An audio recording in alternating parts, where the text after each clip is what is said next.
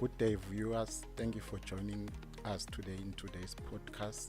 I am Zamad Lamini from the FSRA's Market Conduct Department. The Market Conduct Department recently celebrated its one-year anniversary. The main functions of the Market Conduct Department are the need to ensure that licensed financial services providers ensure that they do not engage in abusive practices in a bid to foster the fair treatment of consumers, also ensuring that there is fair competition in the non-bank space while also safeguarding the integrity of the non-bank financial system. As the FSRA, we continue to commemorate the 2024 World Investor Week as led by the International Organization of Securities Commission. It is why today we have scheduled this podcast wherein we'll be discussing on the theme investor resilience. I am not alone today. I am with my counterpart from one of the licensed FSPs in the capital market space, being Stanlib. Mr. Manyathi, can you please introduce yourself and briefly give us a highlight of your profile? Thank you very much. Good day, Mr. Lamini. Good day to the viewers. I am Muziwanele Manyathi. I come from the entity Stanlib Eswatini. And Stanlib Eswatini is one of the registered financial services providers. We are an entity that specializes in investments. We are an entity that's able to provide investment solutions to not only individual investors, but also to institutional investors. Myself, I'm part of the business development department. I look after business development, so I'm ultimately the head of business development. And it is with great joy that we're here today with the FSRA to partner in such a great initiative. Thank you, Mr. Manyathi. There's the old adage which says survival of the fittest, which basically means the ones who succeed are the ones who are better able to adapt to prevailing conditions or the environment. I think likewise in the field of investments or in investors, they in a bid to foster resilience is the adage which says survival of the fittest. But in your own definition, what is a resilient investor?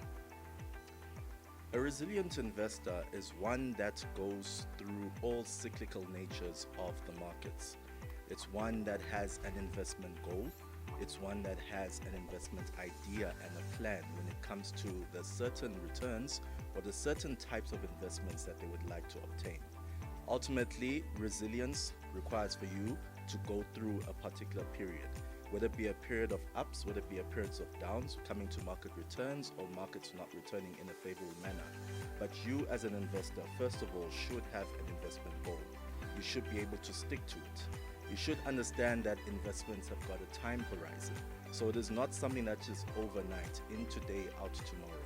And ultimately, that goal that you have, stick to it. We as financial services providers are then able to provide you that solution that enables you to be that resilient investor. Thank you, Mr. Manyathi.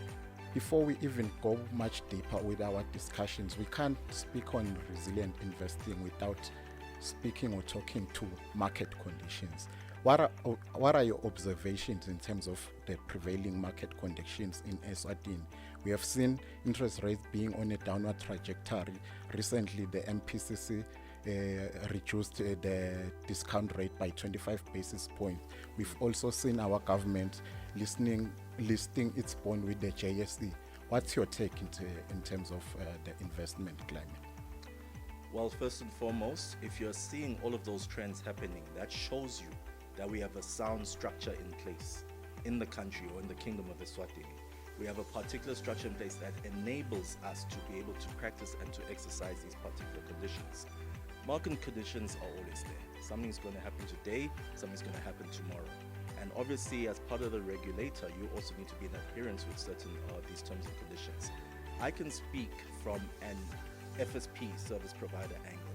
Market conditions are good for the asset managers as well, because we are able to position our solutions in a way that is going to be favorable after we have studied the market. Bear in mind that we also have analysts. We also have portfolio managers who ultimately assess the market based on these market trends.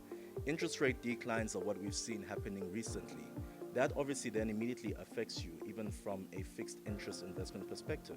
But not only a fixed interest investment perspective, which is ideally the instruments that are investing in cash, but also in instruments that are investing in shares. Ultimately, global phenomena will always affect the investment landscape. So our view is that the occurrences that we've seen happening, whether it be Eswatini listing their bonds on the JSE, it's ultimately good for the market at a larger stake. And also the movements of interest rates, it's also perfect in terms of someone who's ultimately looking for an instrument that will address their investment goal in totality. What tips would you offer to retail or individual investors if they are to become resilient? It's very interesting and it's also very simple. You need to be someone who, one, has a goal when it comes to your investing. You must be able to stick to that goal and understand that definitely investing has got a timeline and a time horizon. We as FSPs or financial service providers in the asset management space, we provide you with a solution that is in alignment with particular instruments that we are holding. Instruments that have got different maturity profiles, instruments that have got different aspects to them which enable you to ultimately reach your goal. So the advice that we do give to either institutional or even retail investors is that definitely when you have your goal, when you have in mind that I want to obtain a certain percentage of performance or a certain level of risk that I would like to obtain in my portfolio to reach that goal, is that stick to it. Understand that it is something that you had initially intended to do. And periodically you can then review it to ensure that it is still in alignment with your intended goal. But now, just speaking specifically to institutional investors, what advice would you give to those? Institutional investors play a very, very key role not only to the economy, and also, for example, we can even reference an institutional investor as being a retirement fund, but you ultimately have that goal to your members themselves. So one advice that I can give to institutional investors is that do exercise that principle of even diversifying your funds. Exercise the principle of trying to get the best from every type of instrument that is offered out there, based on your risk profile, based on your investment objectives as an institutional investor as well. So we feel that as an institutional investor, play your role in also being a responsible investor, understanding that everything has got a timeline. Be that resilient investor as well to ensure that your investment goals are met. Some of the tools that we use as financial regulators is stress testing. In stress testing, we take plausible scenarios and try to make shocks so that we can see how will an FSP respond should that risk materialize. Likewise, we also encourage FSPs to conduct stress testing themselves so that then they can then create the necessary buffers to withstand should those shocks materialize. In the field of investing, I think stress testing also is one critical element that can be incorporated. There are also issues like hedging, because we know that some investments like gold tend to react rather positively when it comes to periods of high inflation. What can be your take in relating to the resilience? One of the great advantages that we have as being Stanlib Eswatini is that we are an active asset manager. So that means we do not just place funds and watch them move with the market. We will periodically review, we'll periodically engage and ensure that we are still holding the key elements. The elements of stress testing, the elements of doing certain scenarios to ensure that we are still invested in a prudent manner are there. To also just show you, and maybe at a micro level, we do have teams of analysts, we do have teams of portfolio managers, we do have teams of risk experts, we do have people who are qualified in certain fields to ensure that our funds are ultimately still in a position that is deemed favorable out there for the investor at large. So it's elements that are very key, especially if you are an active asset manager, especially if you are ultimately looking after people's funds. Because do remember that these are the citizens' funds, these are institutional investors' funds, these are retail investors' funds.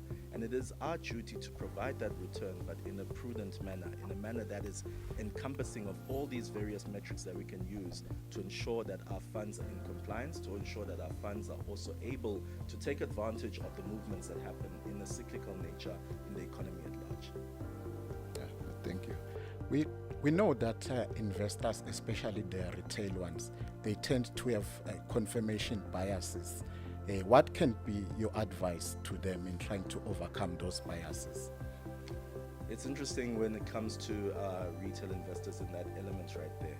It's a key thing. I mean, people will be ultimately going for a particular stock or a particular share because they've seen the performance about it and have a conviction in that landscape. Knowing that if you understand the background of every asset or every asset class that's invested in, is that an asset class is ultimately operating in an economy. And an economy doesn't operate in a silo, it operates in a global economy at large. So any economic indicator or any economic occurrence that happens throughout the period will definitely have a lasting impact on you as the ended investor. So when it comes to those certain convictions and certain thinkings, ultimately it is very wise that you are to maintain a broader thinking, a broader mindset when it comes to your investing, and obviously have that insight and that views that things are cyclical in nature. What is favorable today may not be favorable tomorrow, but because you have a long-term thinking when it comes to your investing, is that everything eventually then works out in that intended investment plan or investment objective that you have as a retail investor. Thank you, Mr. Manyathi. What I'm getting here is that research is critical. What I'm also getting is that education is critical, because for you to know or be aware of those trends, you have to be informed. Under the FSRA Act, particularly Section 5F, as the authority and together with licensed FSPs, we have a role to play in terms of building the general financial capability, building awareness on the products that are out there in the market, but also the risks that are out there, and just generally building up financial literacy in Eswatini. Some few years back, there was a survey that was conducted by FinScope, which revealed that the level of financial literacy in Eswatini is not at a level that one would like. What do you think is the role of the private sector in building financial education and financial literacy in Eswatini, particularly for investors? Absolutely, thank you for that question. So like you mentioned, you are the regulator, we are the people who are in the industry, playing in the industry, where basically what I'm emphasizing is that we take also guidance from what the environment is basically saying in terms of the regulatory aspect. But because we are closer to the intended person or that retail investor or that individual or that establishment, it is also something that we as Stanlib incorporate in our daily activities, wherein we know that financial literacy is not something that is very high in Eswatini. How then do we incorporate this in our daily activities? We're definitely keeping close, for example, to HR practitioners who naturally have access to all staff members in establishments. If you are to get that staff member at an infancy level upon entrance, or maybe even during their tenure in their career, and ultimately empower them of how best they can understand financial literacy, how best to handle your funds, how best to budget, how best to even invest. That is how we then are partnering with the society at large, even being part of the private sector, to send that message across. Not only that, but we also obviously have linkages when it comes to civil servants as well through the government offerings, and also various training solutions or training programs that are out there in partnership with certain management consultants that are providing them out there. So ultimately we feel that our role is to empower. Our role is to show the results of ultimately being someone who is understanding financial literacy, so we can avoid instances wherein we are seeing a failure when it comes to a person understanding their finances and investing them in a prudent manner. Thank you. While we are speaking to the topic or the theme of investor resilience, we know that out there are crooks who are always looking to swindle investors or even the general public out of their hard-earned funds. What can be your tips in identifying or dealing with scams? That's a very good question. And ultimately, wherever you'll experience those things, crooks will always try and find an opportunity anywhere and everywhere. But ultimately, our advice is that you have access to all the information when it comes to the relevant financial services provider. The regulator maintains a logbook that basically says these are the ones who have been licensed for this year, or ultimately we have even licensed historically. You can naturally verify that information. If I was to come to you and falsely state that I'm representing a particular establishment, you have every right to call that establishment and verify. Even if you're not getting satisfaction there, you can even take it a level higher, come to the regulator themselves and call and verify. Most establishments even have a website in place. You can utilize that information. If someone doesn't provide you with their context at that time, feel free to dig in and probe in further. Remembering one key fact, that ultimately this is still your money that you are investing. So you need to take care of your money as well by ensuring that certain balances or certain elements are in place to basically verify the authenticity of that person who's coming to you. What benefits are there from one using the entities like yourself as investment advisors? As investment advisors, there's great benefits. I mean, how can we let's just put it in this one way. We are seated here right now. We are conducting our daily job. Right now, there's no one who's taking care of our finances. So we are here conducting ourselves in our actual roles that we're supposed to be doing. But on the side, who's taking care of your finances as we speak right now? The markets could literally have turned in these past few minutes, but you are not able to watch them. That is the advantage of having a financial service provider. That's the advantage of having someone who looks into investments on a daily basis to help you and to assist you in terms of being in the correct portfolio. So ultimately, there is a great advantage of having a financial service provider or an asset manager because it is their daily bread. It is something that they do on a frequent basis to ensure that they are delivering on their intended purpose. Mr. Manyathi, thank you for being with us today. Can you just then summarize today's podcast by what are your key points that you can give out there in the theme of resilience? In the theme of resilience, what we are saying to the audience at large is that ultimately the markets are always in motion. Usually what we say in investments is that China may cough, America will catch a cold. Or when we are presenting in the investments world, by the time we are done with our presentation, the first slide is no longer as relevant. So there is constant movement when it comes to investments as well. So what we are saying is that if you have that goal and if you have that plan, and if you have that intended objective that you want to reach, whether it be placing funds for a particular acquisition, whether it be for your retirement, whether it be for your maybe your newly born child, and ultimately placing funds for higher or tertiary institution, that is your goal, and we're basically saying stick to it.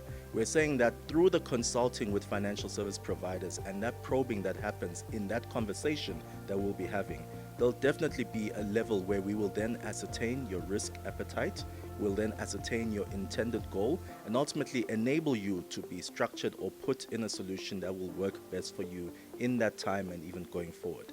So the overall objective is that be a resilient investor. Be someone who understands that the markets are there to work in your favor, especially if you're someone who has got greater inclination towards investments. And also be someone who takes that knowledge that is provided to you by those financial service providers, especially registered ones, because it is something that they are doing on a daily basis. It is only to better the environment, it is only to better the economy at large, and ultimately to better that individual, especially as we're creating a resilient investor. Thank you. In my parting shot, what I would like to emphasize is I understand the importance of education. I also understand that there's so much or so far that the government and us as a regulator we can do. Consumers themselves, the individual investors, they also have a role to try and enrich themselves do read, do make those necessary consultation. Let's also not use these initiatives to be once-off initiatives whereby in the month of October or November we commemorate the Iosco World Investor Week. Throughout the years, I would urge the private sector to play its part, but by conducting those awareness sessions. I know the government is embarking on a project to try and revise or come up with a financial literacy strategy, which even speaks to addressing the financial literacy issues from the grassroots level, such that, or so that even the young kids can better appreciate how to handle or deal with money. So those are the issues which can then build investor resilience in the long term. So based on that, thank you, Mr. Manyathi, for coming with us, and thank you, viewers, for joining us. I thank you.